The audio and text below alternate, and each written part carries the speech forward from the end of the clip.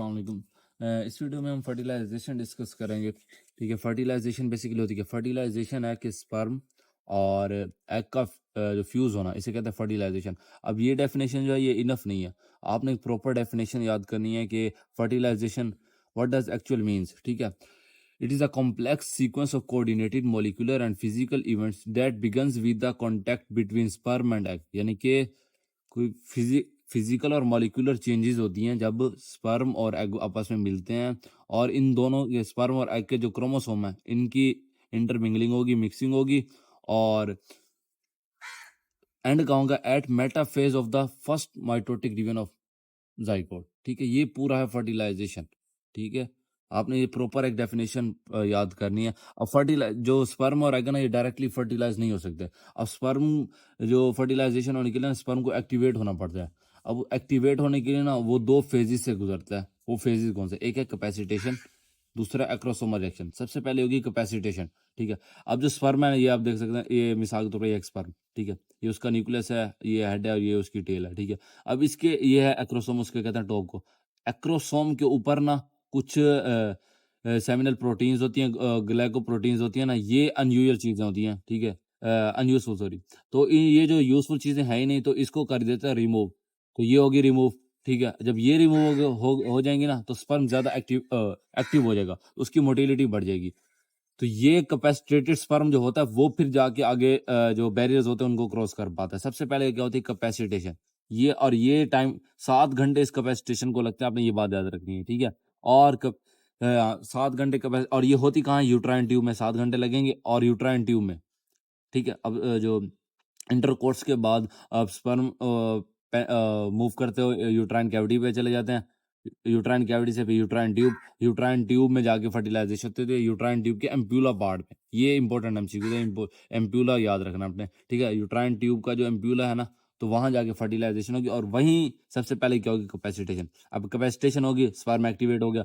अब एक्टिव होने के बाद क्या करेगा? स्पर्म को जो सबसे आउटर लेयर होती है ना, आउटर लेयर को ये मैं आपको यहाँ से दिखा देता हूँ।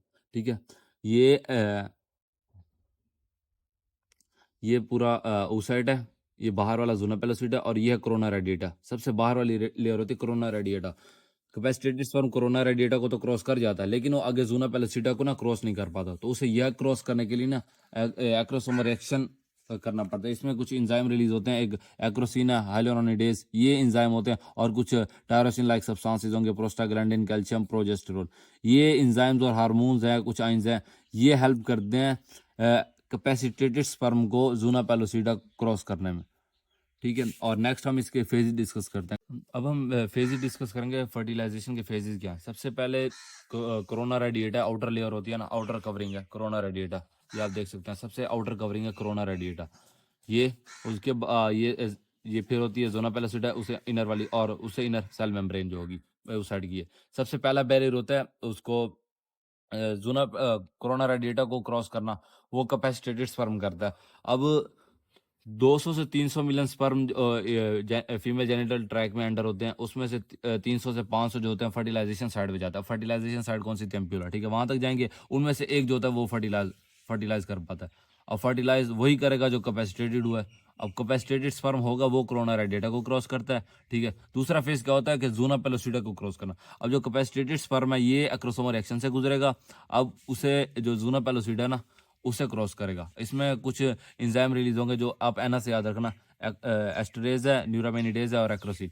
ये 3 एंजाइम है जो रिलीज होते हैं, और ये एंजाइम पेनिट्रेट कर पाते हैं ज़ूना पेलोसिडा को आसानी से रेप्टेट करेंगे, और स्पर्म अंदर फ्यूज कर जाएगा। ठीक है, आपको मैं बुक से भी दिखा देता हूँ। ये देखें, पहला फेज था कोरोना रेडिएटा को इसने क्रॉस करना, ये कोरोना रेडिएटा को क्रॉस कर दिया। ठीक है, कोरोना रेडिएटा को क्रॉस कर दिया, और नेक्स्ट फेज में ये देखें, ये है ज़ूना पेलोसिडा। इसको क्रॉस करने के लिए कुछ जो एंजाइम रिलीज होंगे वो एना से आपने याद रखना है, मैंने वहाँ पे बता दिया। ठीक है, एस्ट्रेज, न्यूरामिनिडेज और एक्रोसिन। ठीक है, ये एंजाइम रिलीज होंगे। अब ये जब एंजाइम रिलीज होंगे ना, तो एंजाइम आगे उसने क्या होगा कि fusion of the cell membrane. अब देखो ना, इसकी सेल मेम्ब्रेन और इस स्पर्म की सेल मेम्ब्रेन फ्यूज करेगी। थर्ड फेज है fusion of the cell membrane. ठीक है, अब इस फ्यूजन ऑफ सेल मेम्ब्रेन से क्या होगा? माइटोकॉन्ड्रिया बाहर आ जाएगा।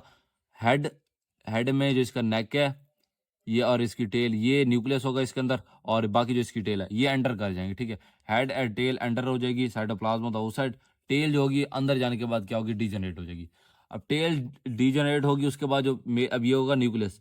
अब ये जो इसका मेल न्यूक्लियस है, स्पर्म का न्यूक्लियस है, ये साइज में बढ़ने लग जाएगा, ये भी साइज में बढ़ेगा, और जो फीमेल का न्यूक्लियस होगा ना उस साइड का, वो भी साइज में बढ़ेगा। अब दोनों, इन्हें कहते हैं प्रो न्यूक्लियस, ठीक है। अब दोनों जब ये प्रो न्यूक्लियस बन गया, अब दोनों का पता नहीं लगता कि कौन सा मेल वाला है, कौन सा एग वाला है, या कौन सा स्पर्म वाला है, तो हमें ये पता नहीं लगता। अब जो दोनों प्रो न्यूक्लियस बन गया, प्रो न्यूक्लियस क्या करेंगे, फ्यूज करेंगे, ठीक है। अब प्रो न्यूक्लियस फ्यूज करेंगे, अब दोनों ही क्या कहते हैं, अब एग और स्पर्म फ्यूज करके, और ये फ्यूजन के बाद क्या होगा, अब देखो ना, इसमें भी 23 क्रोमोसोम, ये फ्यूज होने के बाद ये देखो 46 क्रोमोसोम भी बन जाएंगे। अब हमें ये भी पता है कि जो oocyte होता है, ये सेकंड मेयोटिक डिवीजन पे ना अरेस्ट होता है, सेकंड मेटाफेज पे, मेटाफेज 2 पे अरेस्ट रहता है, तो ठीक है। उसके फ्यूजन के बाद फौरन ही मेटाफेज जो 2 होगा ना, वो कंप्लीट हो जाएगा। अब इसके रिजल्ट डिस्कस करना, जो इम्पोर्टेंट है रिजल्ट हमने डिस्कस करने हैं, जो इसके अक्सर पेपर में पूछे जाते हैं। एक तो फर्टिलाइजेशन का रिजल्ट क्या है, सेकंड मेयोटिक डिवीजन कंप्लीट होगी, ठीक हो गया। पोलैरिटी डिटरमिन होगी कि जाइगोट का कौन सा एंड हेड बनेगा और कौन सा टेल बनेगा, ये भी हमें पता लग जाता है, ठीक है। क्लीवेज स्टार्ट हो जाती है, जैसे ही फर्टिलाइजेशन होती है ना, तो क्लीवेज ही फौरन स्टार्ट हो जाती है। उसके बाद diploid number of chromosome repair हो जाएंगे। पहले देखो ना, स्पर्म में 23 थे, और ये उस साइड में 23 थे, दोनों दोबारा पेयर हो गए, ठीक है। 46 क्रोमोसोम पेयर हो गए। वेरिएशन आएगी, जेनेटिक वेरिएशन आएगी, क्यों, क्योंकि क्रॉसिंग ओवर होती है मियोसिस में, तो उसकी वजह से जो न्यू इंडिविजुअल होता है ना, तो वो एग्जैक्टली ना तो फादर लाइक होता है, ना तो मदर लाइक होता है, दोनों का कॉम्बिनेशन होता है, ठीक है। जेनेटिक वेरिएशन भी आ गई, और सेक्स भी डिटरमिन हो जाता है कि आया कि जो अगला इंडिविजुअल है, अगला डॉटर जो है, डॉटर सेल है, वो मेल है या फीमेल है। ये चंद एक रिजल्ट हैं जो आपने याद रखने हैं, ये एस के लिहाज से ना बहुत इंपॉर्टेंट। Okay, thank you.